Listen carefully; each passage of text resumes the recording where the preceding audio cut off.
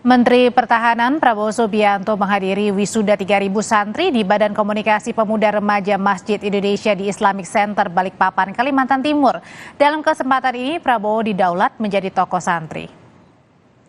Dalam acara yang digelar pada Minggu pagi, Prabowo memberikan tanda kelulusan pada para santri yang hadir. Prabowo menegaskan peran penting santri dalam pembangunan nasional dan sebagai pemimpin jangan mau diadu domba.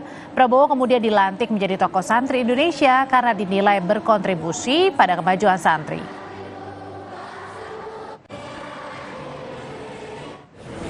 Saya diundang memberi sedikit pencerahan, ya saya ingatkan peran santri, peran ulama dalam pertahanan negara sangat besar. Karena itu juga Presiden kita Pak Joko Widodo menetapkan 22 Oktober sebagai Hari Santri.